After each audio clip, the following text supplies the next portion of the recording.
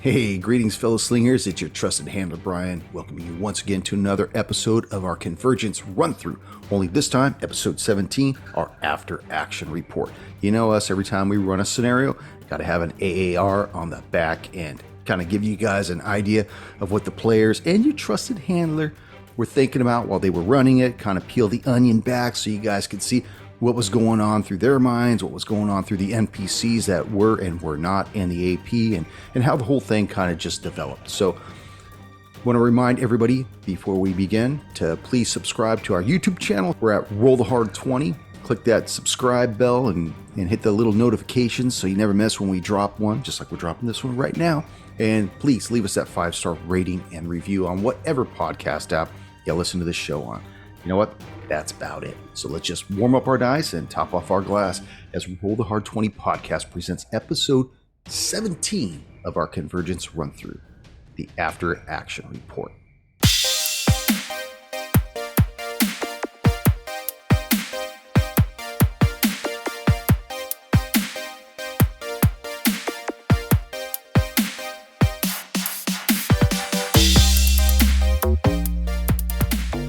So how's everyone doing this fine Doing evening? well. Fine. Fantastic. I mean, evening. still recovering from some sanity, but you know, we're doing all right. Tell me about it. You guys are doing Age. all right. So we have, let me lead us in as we begin our After Action Report. Greetings, fellow slingers. Welcome back to Roll the Hard 20 podcast. It is I, your trusted handler, Brian, and with me, my hard slingers of yore. Can I play with madness? There we go.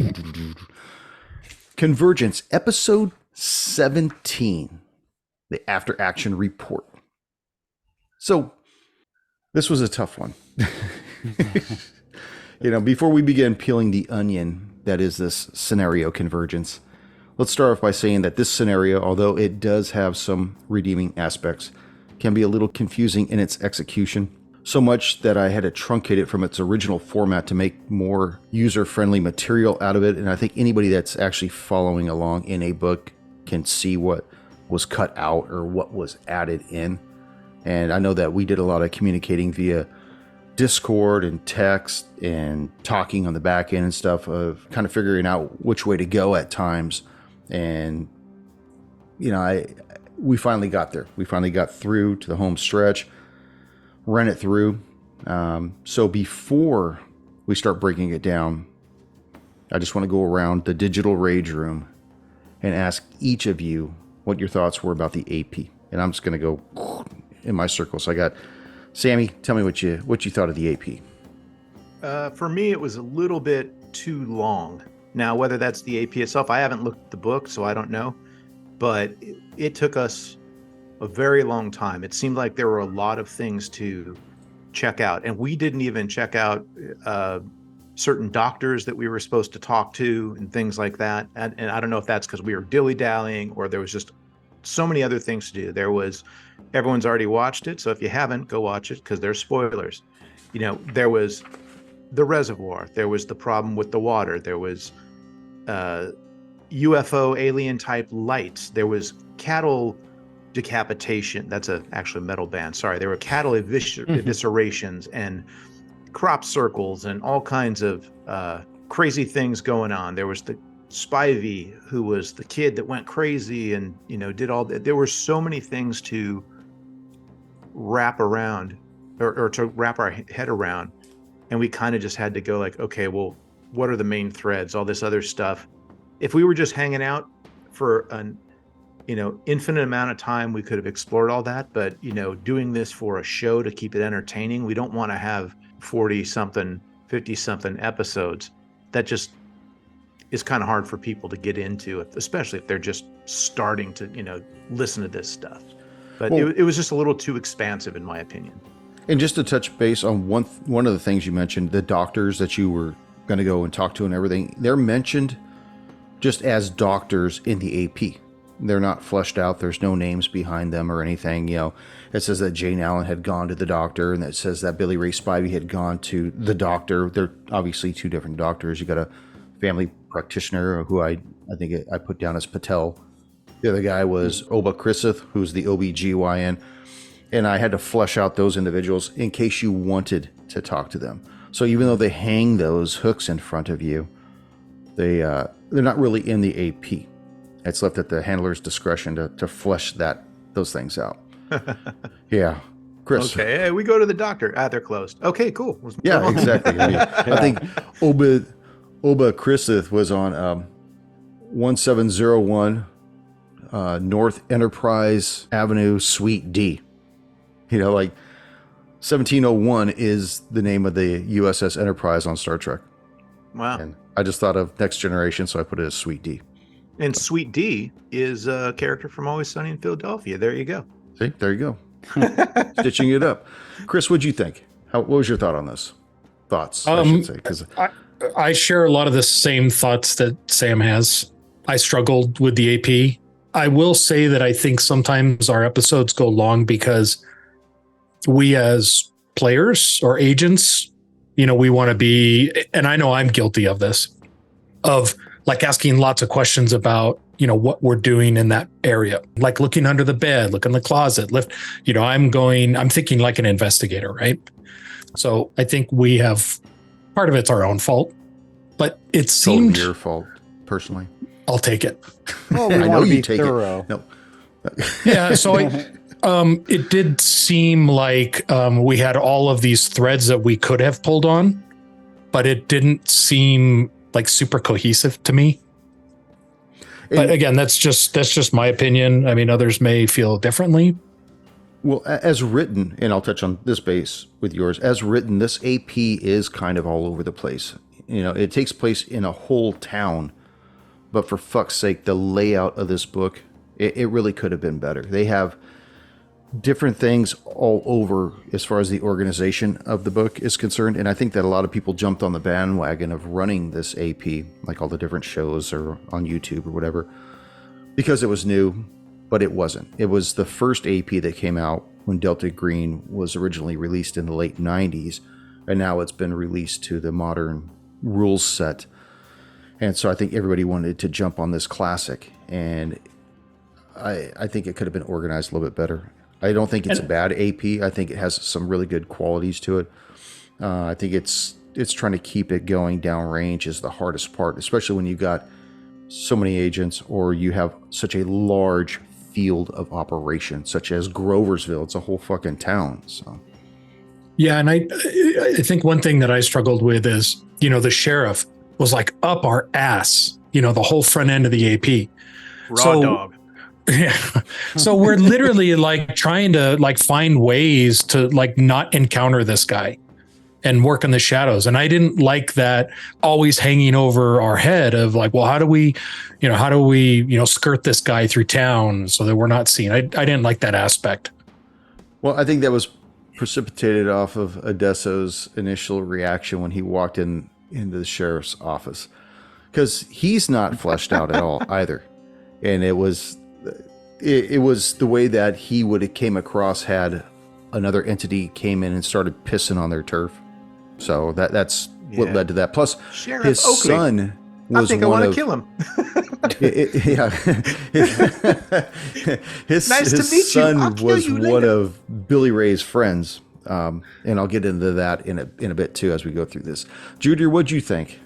For not reading the AP, so I don't know what was actually in it, but other than it going what felt a little long, I think you did a good job on the characters. I don't know whether there were original characters that were in the AP or not, but I think we had a good time, especially even when Todd disappeared on us and was hiding in the closet. Like, like there was. He finally came out of the closet. It just took you two to Surprise.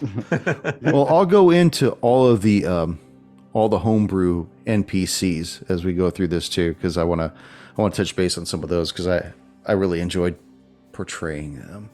But so you thought it went a little longer than it should have, and I think we all kind of thought that, and we did truncate it quite a bit too. Yeah, once we started going on the path that we should have been, it started, things started getting off the rails. Like, our decisions on stuff was just like, well, we're here to contain and eliminate. So that is what we're doing. And I'm all out of contain. And I'm all out of contain. So, Derringer, we need another crew. Your crew, sucked. We need another one. Get another set of plumbers out here ASAP. But Tone, what was your thought on this?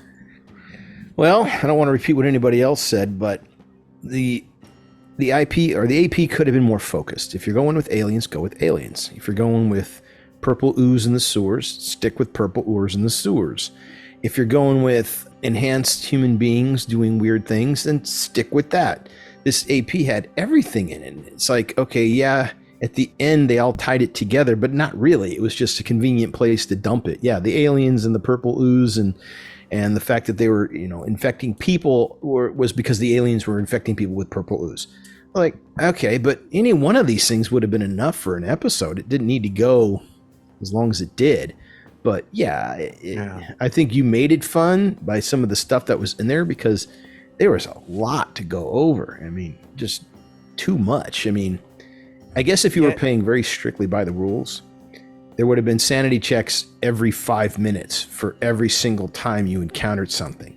And it would break. It for me. Pardon? Yeah. Seems like it for me.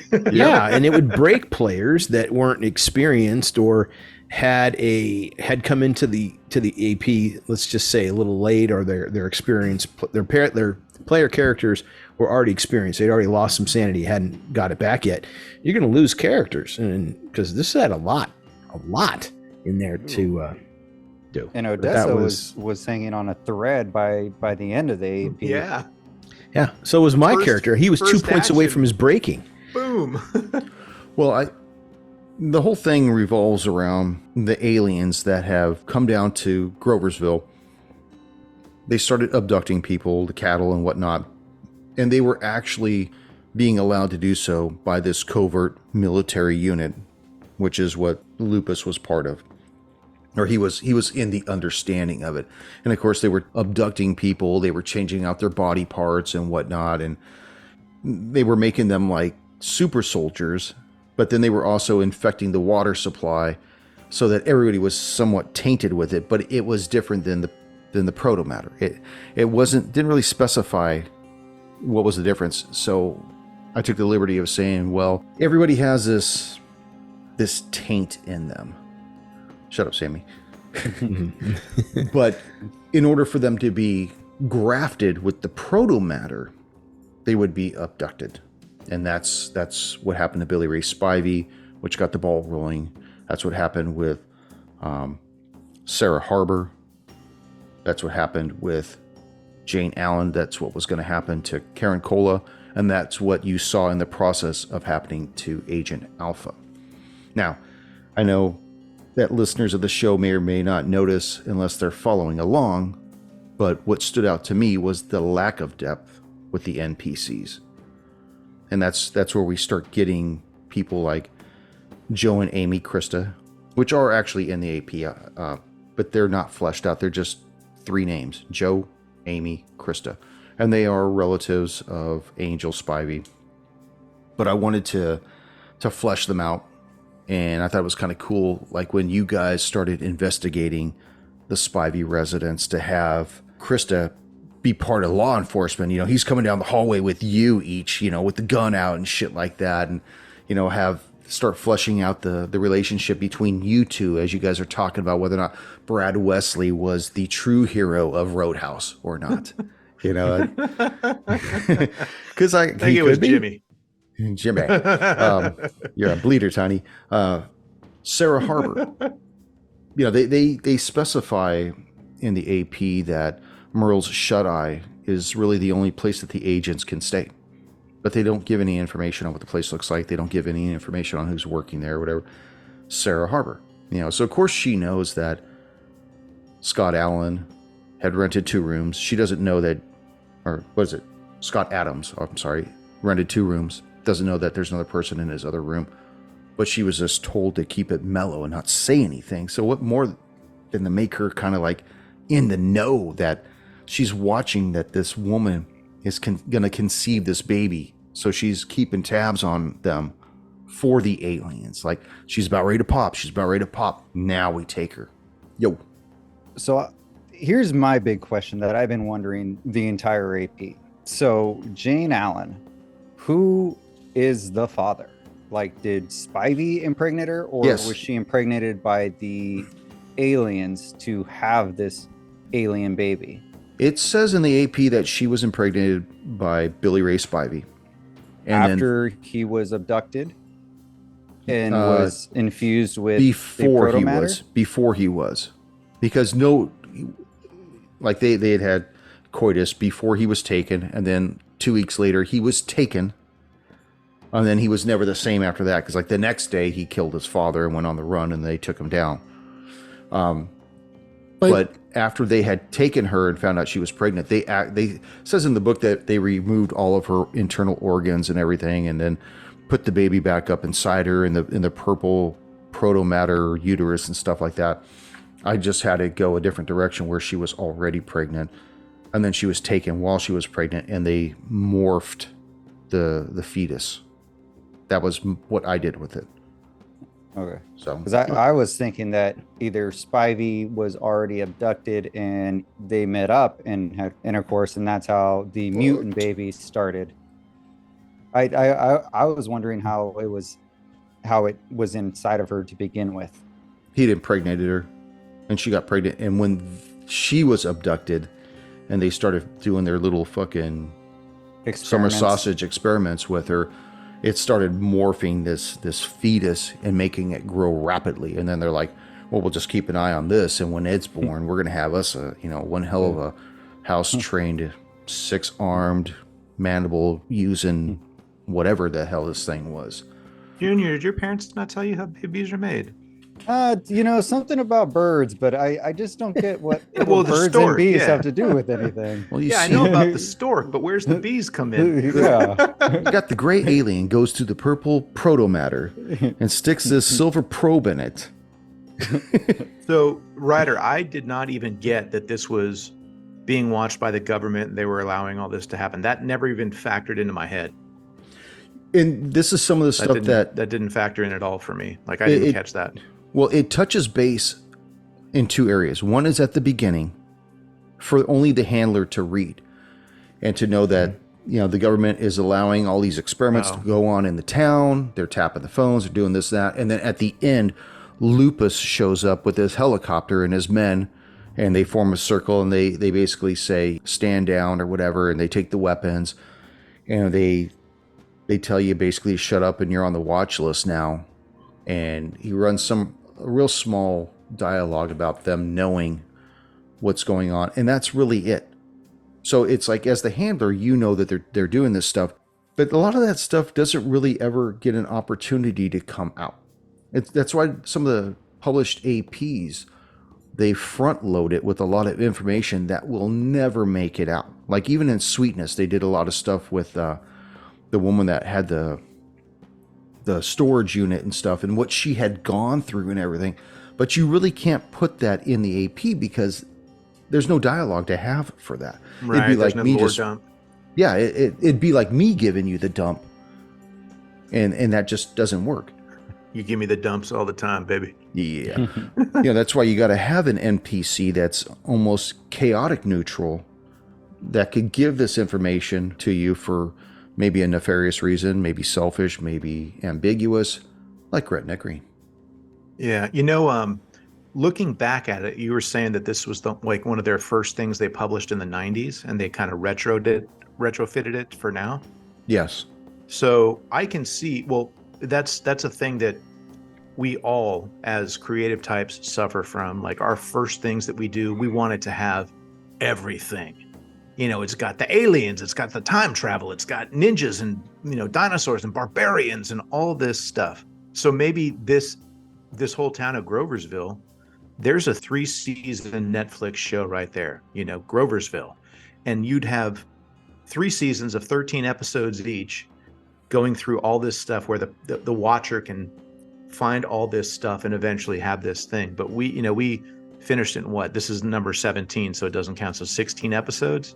Yeah. So we kind of had to go through all this huge like lore dump and all this stuff in this small amount of time. We didn't really get to check out everything we'd want to, where normally it would start out like we're there for all the weird stuff happening, and then this Spivey thing happens, and now that's the new thing, and we move on to that, and now we find like, oh, you go, you know what I mean, like, and then Jane Allen gets introduced and all that, and then, but we kind of crammed it all into a shorter set list, which felt long for us because we're used to 7 episodes, 8 episodes, maybe, for Delta Green. But yeah, a more rapid fire. Like looking at it now, though, I had a fun time. There were so many memorable moments in this thing. The agents finding Todd hiding in the closet, the friggin' reemergence of Sarah Harbor, guest specialist. All these things were just, poor Adesso getting taken out in like the first 10 minutes of episode 1 by a freaking purple baseball, there were so many cool things that happened. It's just over the extended amount of time, you kind of got lost in the middle of that. And that's very similar to TV shows where it's like, oh, it's 13 episodes. It could have been 10.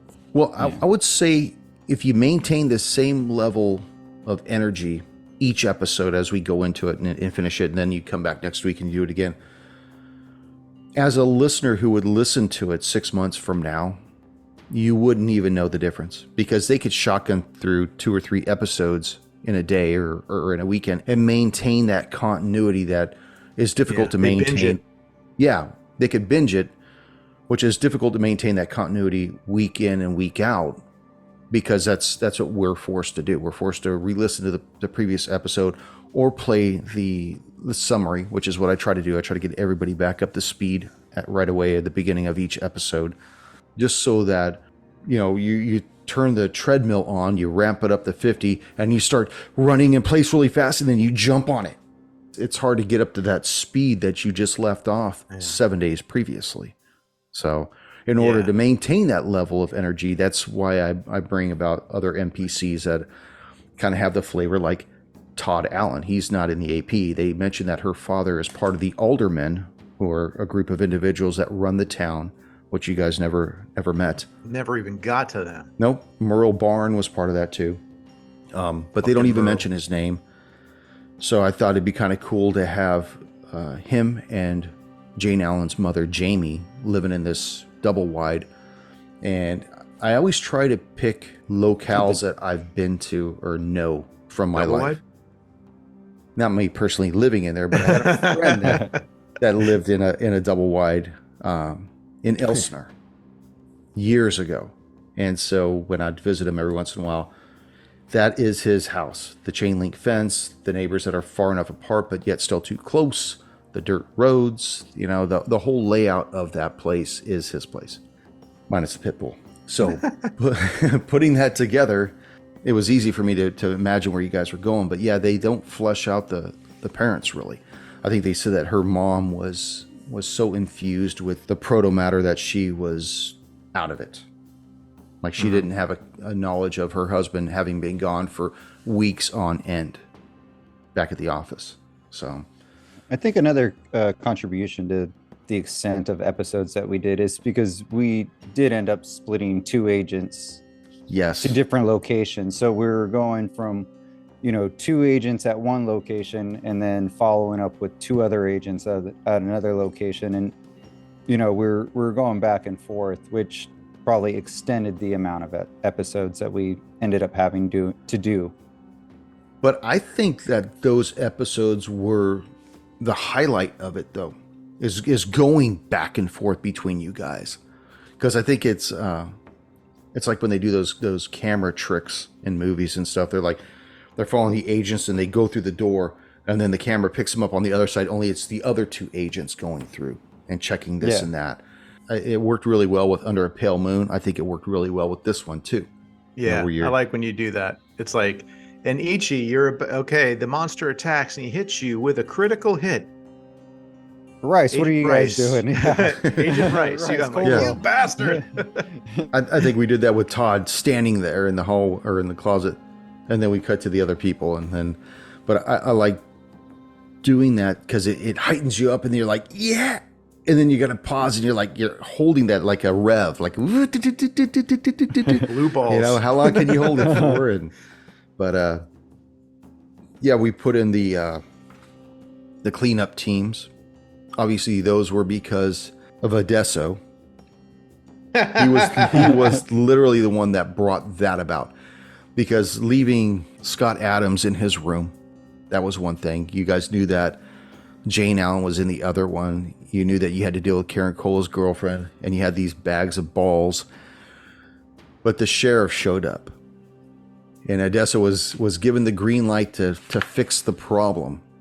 And I think that's what brought the whole thing full circle with that, was that he had been on your ass mostly. I think Sheriff Oakley probably would have died off on you had you not gone to his son and questioned him. Which, incidentally, the friends, they just said that Spivey's friends would know that he would go to the reservoir at times. Yeah, Odessa, you got to go kill the son now. That's all it says about his friends. It says nothing else about Leave Lips alone. Friends. Leave Lips alone. Yeah, so we put Spivey's friends in there. You know, we've got Lenny Hooker Oakley, we got Jimmy Wren and Mitch the Lips Atkins. Those are all homebrew individuals. So, but because you spoke to Oakley's kid and were bracing him, kind of, that had crossed the line, and then Coldwell taken off from him from the roadside stop, that didn't help out. So. I had to pull rank, man. But dude, I gotta we had ask. to get another cleanup team too, because there were the two vans, and it's like, hey, can you send another van to clean up the two vans? Yeah, because those other guys had been scratched by Sarah Harbor, and so they started doing the morph, the thing morph, like or you could tell that they're infected at this point. But Tone, I gotta ask the thoughts on taking out the sheriff. Well, I was thinking about it. Okay, what are we going to do with him? We can't recruit him to our side because he's a problem. And if he sees what's going on, he's going to be part of the problem. So, got to take him out. I didn't see any alternative given the way that our mission was. There wasn't any choice. It's like we tried to reason with him, tried to get him to go away, tried to use bureaucratic things to get rid of him, and then Derringer's like, "Yeah, man, take him out." Okay, got to do it. I don't think he said take him out. I think he said handle it. Yeah, he said handle it, but what else would that mean? Hey, man, he gave me the wink. All right. He gave me the nod. He gave me the nodded. nod. He nodded. Yeah, I still think we could have flim-flammed the sheriff out of there, or turned him on to not turned him on, but you know what I mean, like directed him towards the Scott Adams, David Allen, Scott Cole, whatever the guy's name is, in the bathtub, and they could have came down on all that and focused on that sort of shit. But they probably would have investigated and found the other rooms too. So it's probably again, the how would we have gotten away from them? And remember, the guy had his head blown open because the proto-matter came out of it. How do you explain that? There was a shotgun in the bathtub. We would have had to plant one. Yeah. His shotgun. Take off his shoes. We had a shotgun. Yeah, we had a shotgun in the sheriff's car. Hey, sheriff, how'd your shotgun get in here? Well, I remember that episode because you had spent a few minutes going back and forth how you were going to lay this out, how you were going to do this. And I had cut it out and put it on the back end of the episode so the listeners wouldn't know. I mean, they could probably make the assumption of what was going to happen, but I wanted to put your thought process on how you came to this conclusion on the back end so that they could listen to it and say, oh, that's the internal monologue that these guys have. And it's amazing that you go straight to that. Just kill him. That's what Tony goes through going through the drive-through, dude. Well, you had Scott Adams. He dies, but he's got a girl tied up in the other room who's pregnant, who looks like she's 10 months pregnant, and she's infected with something. You got Sarah Harbor, who disappears but had problems and then comes back. I mean, how could that have been contained locally? Even before we knew that Harbor came back, even before we found the pregnant girl, we knew what was going on. And we knew Harbor ran away. We knew we had problems with her. There was no way this could be locally contained. We let him in. He just makes the problem worse, because then he goes to his deputies and he starts recruiting them in for investigatorial purposes. Now he starts creating official records. It becomes a big problem. So this was the fastest way to solve it, which unfortunately led to his death, but there was just no other way to do it, at least the way I saw. Well, when I think about that, I had a feeling that you were going to eventually come to that point. You just, I know that Odesso's a very direct individual. He took out that one individual in sweetness. You've done a lot of other things in some of the other scenarios that we played. But one of the things that Sam and I were talking about the other night is that and I think Chris, you and I were talking about too, is that the more you do these things, the more you start becoming, you can become inured to violence. And you bad become things happen adapted to it.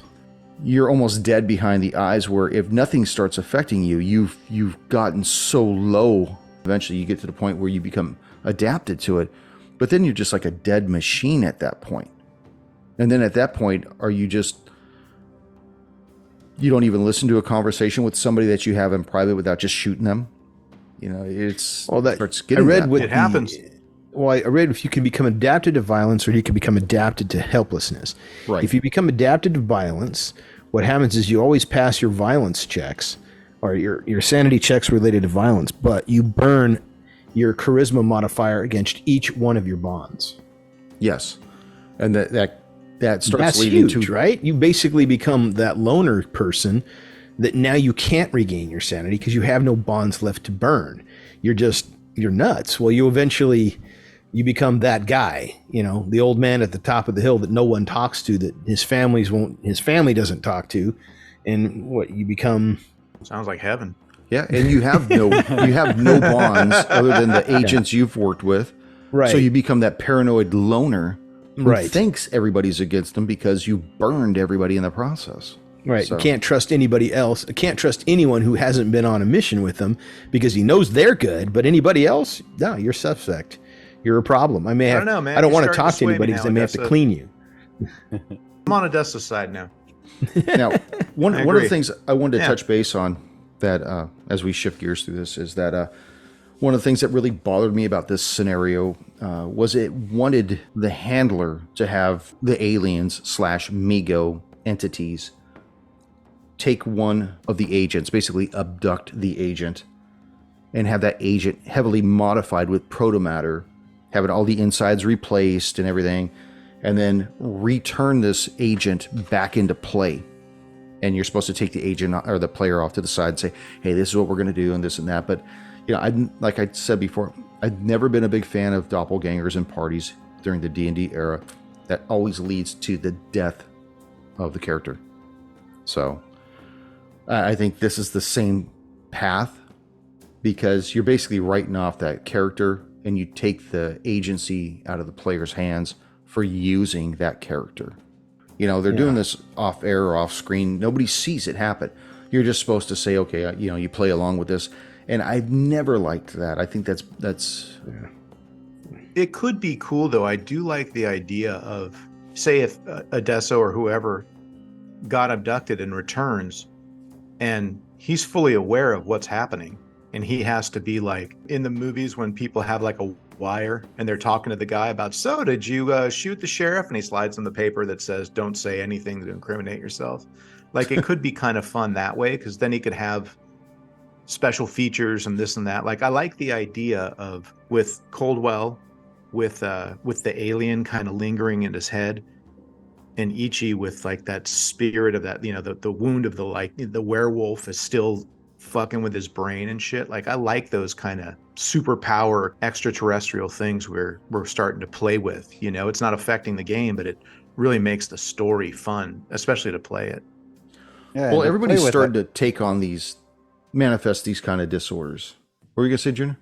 I was gonna say, even to play off of that'd be kind of interesting, because say whoever got infected and returned back to us, would they expose themselves in any way, or would this be like off screen where if we get in a bind, they would take them out, but they'd be like, oh, go check the other room, and then all of a sudden, he takes out 3 guys and he's all like, yep, this room's clear, and like just clicks his gun or something, and it's like, in reality, he ended up using that protomatter to like disable the other agents or the other bad guys. Like The Thing, right? John Carpenter's The Thing. He has to like hide his like true identity, but he's still using it to like help the agency.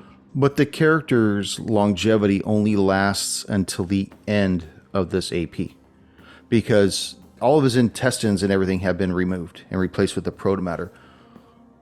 If the protomatter isn't dealt with within a certain amount of time, it'll kill off the people on Groversville. That's what it says in the AP. We didn't really do that, but when you guys annihilated the protomatter mass in the barn, it made everything else dormant, meaning that all of his pseudo lungs and stuff are done. So everybody that had that, let's like when Derringer would say, hey, you know, Spivey just died because the majority of his body was protomatter. So had they had taken somebody and swapped all that shit out, that's the end of the character.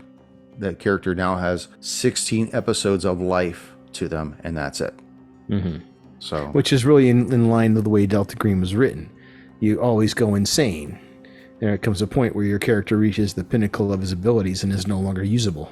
And that could still be a reality as you become adapted to violence or helplessness, and you start burning those bonds and you start having problems, other type of sanity loss. You know, sanity can be taken from other instances besides violence. And then who are you going to burn? Whose bonds are you going to burn? You don't have any more bonds. So it just becomes a long, inevitable slide into insanity, which is, I guess, the way the IP was supposed to go. Or not this particular IP, but that's the way that Delta Green and Call of Cthulhu was written. There's no way out. You have to recycle characters. Or not recycle them. You have to change characters. Yeah, well, we take some liberties with some of the rules, too, to enable our characters to keep having their longevity. And what were you going to say, though, Sammy? No, I was going to... Well, for this part, it's like, I don't want to play a tabletop game where I assume the role of whatever the tabletop piece is, and then at the end of the game I put it away and play another one. Like that's fine for a tabletop game, but for an RPG game, it's like I don't want to be making characters every 3 or 4 episodes. You know, it's like how am I supposed, if we're not role playing, if I'm just playing, you know, Thrud the fighter, okay, great. He dies, I make Thrud 2, you know, the fighter part 2, you know, but for this we're trying to make agents and have if we have bonds and stuff like that, like, you know, we need to play that up. Yeah, you don't want to play off stats. You want to play off personality. Right. Otherwise, we could simply play every IP with the pre-generated characters and never worry about it again. Yeah. And that's great for a one night, one off, and we're all hanging out at a cabin or playing or something like that just to do something. But because we're putting on a show, we want the listeners to be invested in the characters as well. We want, when the character's having a problem, oh shit, is this guy going to make it through? You know, he's only got a few hit points. You can't put him on the front line. You guys are like, no, Odessa, stay back. One more hit and you're going to fucking be dead. As opposed to, yeah, you know, you fucking took that thing out. That's awesome. You know, get Sarah Harbor, kill that broad. Yeah. I thought it makes for a better program with longevity and history, because you can play off what's gone before. Yes, this character has seen this before. Therefore, they can make an educated guess to the next step. Follow the breadcrumbs, so to speak, by going, oh, wait, these breadcrumbs don't lead anywhere, but these breadcrumbs do. And how do you do that without making it sound like your character has plot armor? Well, it's based on the history. This agent has done things before. He's encountered this type of stuff before. There's a basis and a knowledge and an expertise base to draw from.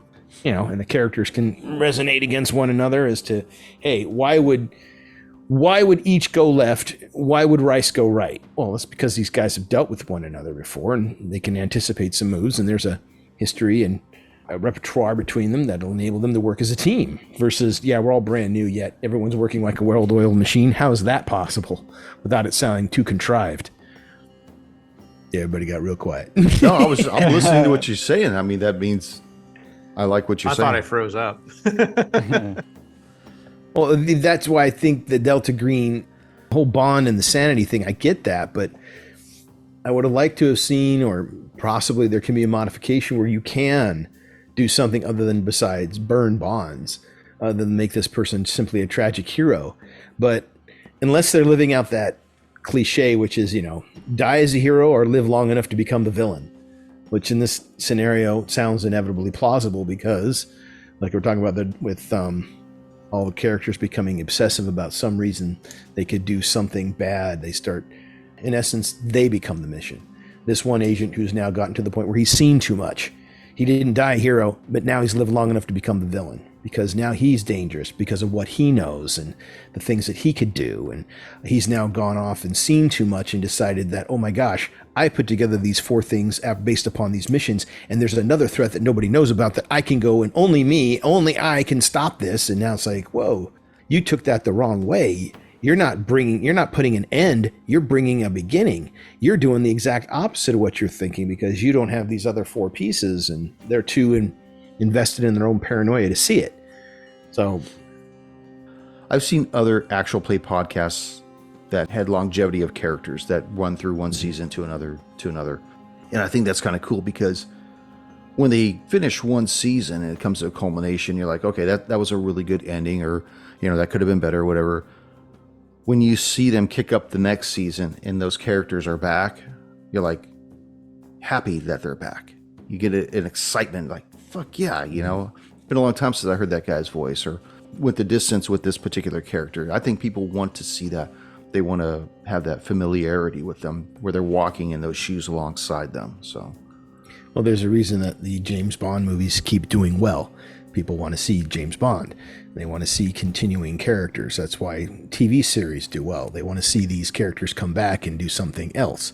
So, well, it's just a different style of gameplay. Now, if I stick around long enough to become the villain, that's fantastic, because what's better for the story? A hero that never sways? No. A hero that becomes a villain, and then there's a redemption arc, and then has something that happened that, he becomes the hero again. Like, cool, that's great.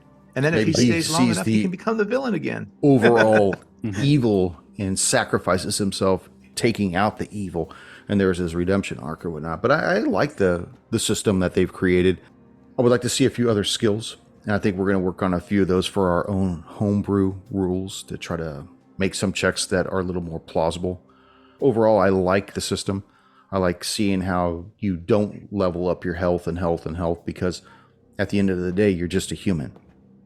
You can see things that you've never seen before, and it scares the shit out of you, or it makes you pause, makes you freeze. It may demoralize you, things along that line. It may cause you to freeze for a moment in combat. These are the kinds of things that we want to start bringing into our own homebrew stuff that we're doing. So, I agree with you, bro. I agree with you that the system is good. It does need a little tweaking and fine-tuning here to expand the universe to a multiplicity of choices that we all face when we role play. I would like to see some way, because like we were talking about a redemption arc, there isn't any way for that to happen in this system. Once you've burned your bond, it's gone. And now if you could try to repair that bond, but there's no mechanism for it. The bond is gone, the bond is gone. You become adapted to violence or helplessness. You burn all of your bonds. There's nothing left for you to salvage and bring back. There is no way for a redemption arc to happen without the handler coming in and saying, okay, I'm going to allow you to do this. I'm going to allow you to make this role. I'm going to allow your character to reach out to this person and do something different that will enable you to rekindle this bond or whatever it happens to be. And I think maybe therapy may find that redemption for the character, might help them establish other bonds. Sam's shaking his head. Fuck no. Plus, you got to remember, you do have a bond with the individuals that are part of your team too. So, well, yeah, and there's also in the agent's guide, several addictions help you cope: cigarettes, smoking, alcohol, pills, whatever it happens to be. Those things will also help you cope. But again, is that how I'm getting along so well? So is that how I'm getting along so well? It would be interesting to see the agents at some point go back to a place where they had operated. Maybe their brains are starting to trip, and they're thinking, okay, I'm losing a tangent here. I need to try to anchor myself, and the only way to do that is to start following the thread back through the ways that had brought you there, which may make that agent go back through Groversville, may make you go back to the Wasatch Mountains, may make you go back to the building crossway from San Onofre, or all these other places, or Tampa when you dealt with the cabin in Big Bear. Yeah, the cabin in Big Bear too. Just things like that. And what might happen if you go to a place and that place is no longer there? Like, oh shit, I need this place. Why is it not here? What can I touch to bring that back? So, Oh, you mean All right, the collect something fourth that band helps you burned it ground down, you in that's reality right. so that you know that it does happen, that it did happen, and you're not insane and didn't just dream it all yeah, up? I think that if Adesso had something like that, that might help him. They say that you could have bonds with living entities, but maybe if you had a bond with like a split personality, nobody ever says anything like that. That's just a thought. Like, what if your personalities started splintering and you started developing a bond with that, and in the middle of something you start arguing with yourself? Yeah. If even a one-sided I had argument. bonds with my other personalities, but they were all assholes, so I left them. Either that or you go all Tolkien. They were You never fixate on an object that becomes your precious. What were you saying, Junior? I thought everyone's points were good. I was thinking of like when Tone was saying about touching reality, I was thinking of like Inception, where you had something that you knew was real, but that was like your only sense of reality. But if you didn't have that object, then you didn't know what was real, whether you were still altered by the aliens or some unnatural force altering your mind state. You have to have some kind of control over your mind, and you have to be able to determine what's real or not. Like, have something that affected your psyche before this last mission where you weren't certain of. Maybe have a collection of shit hidden that reminds you of a previous mission. Yeah. Which before you would have not had any knowledge of, if it was mind altering of some kind. Exactly. Yeah. Might be why Adesso goes and fingers his little stuff in that box all the time. Yep. Got to be grounded in reality somehow. That was one of the things that Kurt Russell and John Carpenter had raised when they were talking about the director's notes for The Thing. The question they had posed was, if you were infected by the Thing, would you know it? And the answer, I think, would be yes, because you're no longer human. You're the Thing. So there couldn't be a dual personality. The Thing always knows it's the Thing. But they were saying, well, what if you didn't know? What if you were infected and there's no way for you to know? So you're still going around making all these decisions that would ultimately lead to the detriment of the larger organism. How could you not know that? But it was an interesting question. So I'm thinking, yeah, all right, that's kind of cool. So what would you do in order to prevent that from happening? That it's that the way that some people will play D&D with, well, I disbelieve this is happening. All right, okay, fine. You just disbelieve this is happening. And that's got a time and its place, but it's always an ad infinitum kind of thing. You can sit there and go and deny anything's happening. And then where does that stop? And how? So I figured, okay, I don't believe given that this is... Go on, bro. The takeover by the Thing is not a passive takeover, though. Yeah. It's an aggressive takeover. So you may get infected and it's immediately attacking you. It might be the body going through a death throw, but it's also why the Thing attacks somebody when they're separated, when they're alone. Right. Because it's going to be a takeover. It's going to take that fucking person out. Well, remember when Bennings Norris was... got it in the storage room. Yeah, exactly. When Norris was in the storage room all alone, he was going, ow, ow. That he was changing, but he wasn't violently attacked. He just simply got infected and then wound up dying. No, I'm talking about Bennings, who was the guy with the hands. But when you talk about Norris, the Thing had replicated him so perfectly that it actually gave him the heart condition. Mm-hmm. So, the strenuous activity would have brought on that heart condition because it replicated that too. Right. So if the guy was like blind in one eye, Mm-hmm. the Thing would be blind in one eye. It would replicate it perfectly to a point. Right. Yeah. I saw this little meme and had like 9 pictures of all the people in the movie The Thing, like Bennings, Childs, McCready, Palmer, blah, blah, blah, blah, blah. And it was like one of those things where they're checking to see if you're a bot, and it says, select all things. I thought that was kind of cool. So I was like, yeah, that's bitch. Anyways, well, I think we touched base on just about fucking finding the tree. It's like, fuck, or is that a tree or is that a bush? Yeah.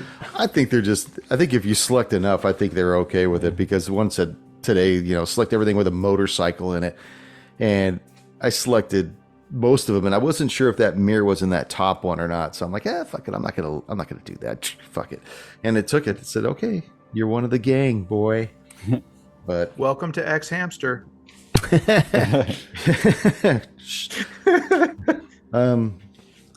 But I think that covers everything for Convergence. Anybody have any other insights or inputs or grievances that you would like to Was put out there an actual diary for Jane Allen?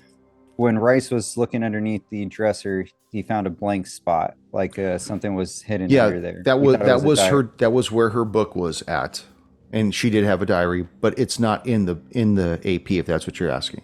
Oh, okay. That If was we something did that find I it, created. So what would reveal out of the diary? if you were going through the diary, it would reveal her love interest with Spivey and how she became pregnant, how she was arguing a lot with her parents, and how she had met Scott Adams and he was going to help her get away so that she could have her baby somewhere. And it would also talk about like what Dr. Oba Chrisith had told her that he didn't believe that she was that far along when she really was. It would say things about how she was uncomfortable with how fast the fetus was growing, that there was something not right, and she was constantly eating, like it was constantly hungry, and those kind of entries were what would have been in that diary. I was What curious are you if- eating? Yeah, what is that? Yeah, she was just, I think that her demise was imminent anyways. The moment that she had given birth to that creature, if they hadn't pulled it out of her, the mandibles probably would have ate its way out of her. So, Yeah. Yeah, the whole Delta Green IP is quite grim. Not a lot of people are supposed to survive, so that makes complete sense that, yeah, if she would have tried to carry the baby to term, it probably would have wound up killing her. well, this is a perfect venue for me because as a DM or a GM, most of my NPCs don't make it anyways. In this setting, Delta Green, dude, you shake hands Or with somebody, PCs. they immediately want to kill themselves or kill you or something. You said good morning to the sheriff, you became lifelong enemies. So, Well, you can't play Delta Green like you play D&D. It's just not the same type of game. It's a completely different mindset. You know, I imagine like you guys are in the middle of a square of tables, like there's tables all around you and they're all connected. And on each table are multiple chess sets with all the MPs on the other sides of those tables. And you guys are constantly moving these pieces as you're going around. You know, every NPC that you deal with, you're playing a chess game with to see whether or not they believe you, they're on your side, maybe they're leery of what you say, Or maybe even they telling make the truth. Yeah, they're making a hum int on you guys and stuff. And as you start going around with that, eventually you start eliminating other people. Either you win them over or you checkmate them and take them out. You know, most people that you guys interact with, they rarely just go away. You know, you either win them over or something happens where they become suspect of you. And that's usually where the line gets drawn. Like in what was it? A Victim of the Art, when you guys befriended the detective, and he was ride or die with you guys. He believed everything. He was going with you guys everywhere you went to investigate all the murders and shit like that. And he was good until he went insane and basically drooled himself to death. So yeah. He was ride and die. Playing rook to h8 over here. But any other good questions like that? I like that one, Junior. Thanks. I just because it was added in there and we never found the journal, so I was always curious if we found it, what it would end up leading us to, or if it was just, just another thing to chase. It was in her room with her, but she was left to the custodial of those cleanup teams, and then they burned the motel down. So whether she was able to grab it or not, it got burned down. And even if she was to grab it, the aliens may have taken it back to the farm, and then the farm burned. So Plus, it was Todd's diary, actually. Yeah. yeah, my dad's been touching me. That's why I've been hiding in the closet. Yeah, well, overall, it was fun, boys. Yeah. Well, I had a good time. Next AP, lot number 27. So, listeners, stay tuned for that. Oh, yeah, 27. Yeah. All right. Say good night, everyone. Good night. Good night, Night. everyone. Keep the faith, guys.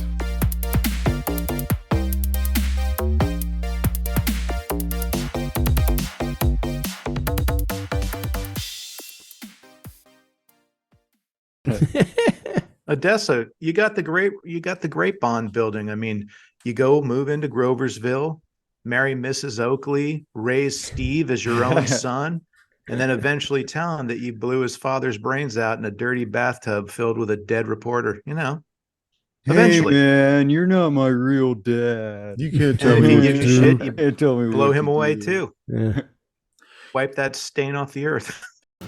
Thank you for joining us once again on Roll the Hard 20 podcast. Remember, you can find us and subscribe to the show on Apple Podcasts, Google Podcasts, Spotify, Pandora Radio, iHeart Radio, Amazon Podcasts, and Audible. And if you like what you're listening to, be sure to leave us that 5-star rating and review. Don't forget about our YouTube channel at Roll the Hard 20. So if you're into watching and you want to help support this show, then head on over and hit that subscribe button. It really does help the show out. We can also be found in the wild on Facebook, Instagram, and Twitter, so don't forget to look for us there and check us out. You can also contact the show directly at rollthehard20podcast@gmail.com or head on over to the website at rollthehard20podcast.com, where you can download the current show directly, pick and choose past shows from our archives, or view our galleries. We've got a lot of stuff posted over there, so check us out. And finally, join us on our Patreon at patreon.com/rollthehard20podcast, where you can become a hard slinger and pick up swag. So until next time, keep your dice warm and your glass topped off as you roll those hard 20s.